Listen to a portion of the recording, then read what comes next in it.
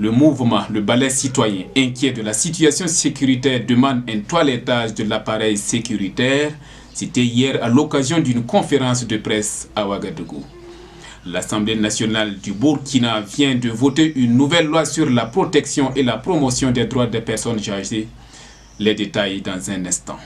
En fin de journal, nous irons à Nouna pour faire un gros plan sur un métier en voie de disparition, celui de crieur public. Mesdames et messieurs, voilà pour les titres de ce journal. Merci de nous rejoindre. C'est fini pour le Hajj 2016. Le dernier vol retour des pèlerins burkinabés est intervenu le mercredi 12 octobre dernier. Ce sont au total 5500 pèlerins qui ont participé au pèlerinage cette année selon un communiqué du ministère en charge de l'administration territoriale. Cependant, précise le communiqué, 5 pèlerins burkinabés ont perdu la vie lors du Hajj 2016.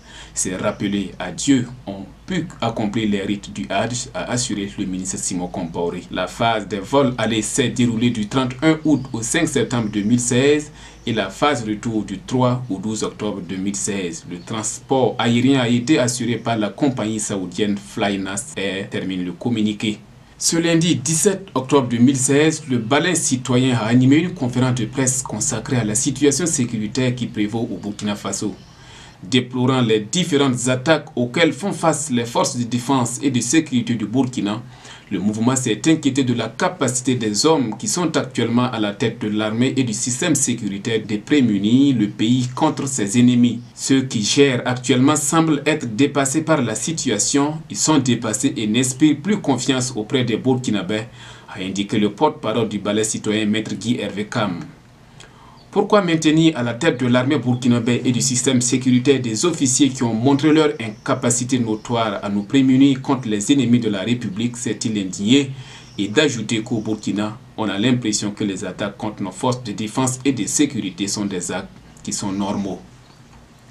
La réaction de la hiérarchie militaire n'a pas tardé lors d'une conférence de presse animée par le président du comité d'organisation du 56e anniversaire des forces armées nationales célébré chaque 1er novembre. Le colonel-major Oumarou Saouadou a répondu à la préoccupation du Balai Citoyen.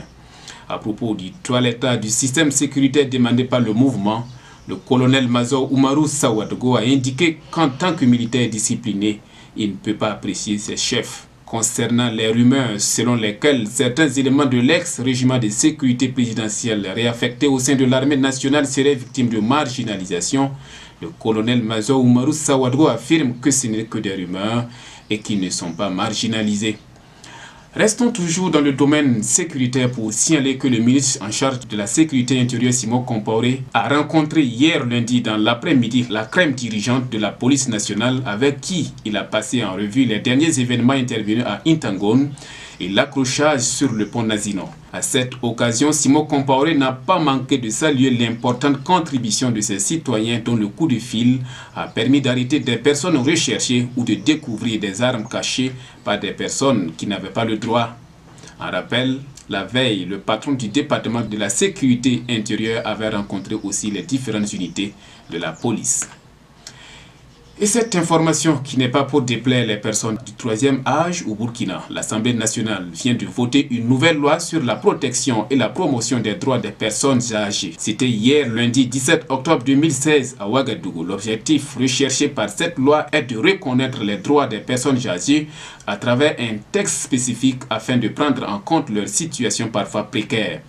Cette loi portant protection et promotion des droits des personnes âgées a été votée à l'unanimité avec 96 députés présents.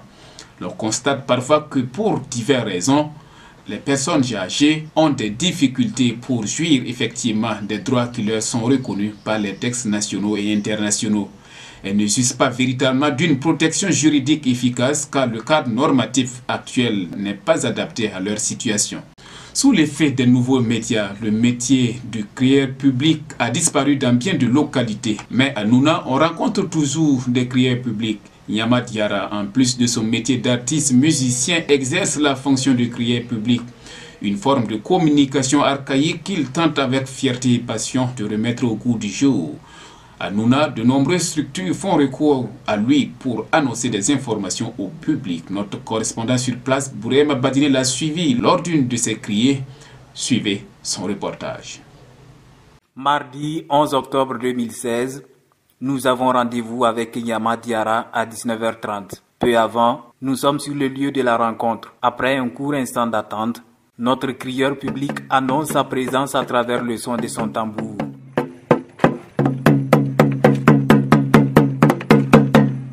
Dans les alentours, cet appel sonore est perçu comme une alerte très importante. L'ambiance ordinaire fait donc place au silence. Les oreilles grandes ouvertes, on écoute Yama déclamer son annonce.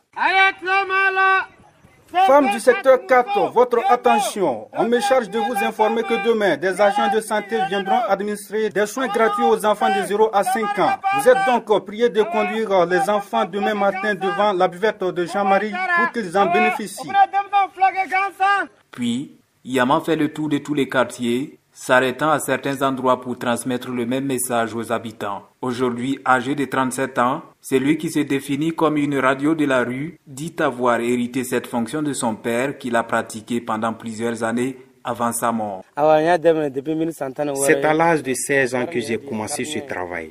La plupart du temps, ce sont les structures sanitaires, associatives, coutumières ou religieuses qui me demandent d'intervenir. Toutes les annonces que je reçois, je les partage avec tous les habitants de Nouna, sauf les informations ayant un caractère haineux.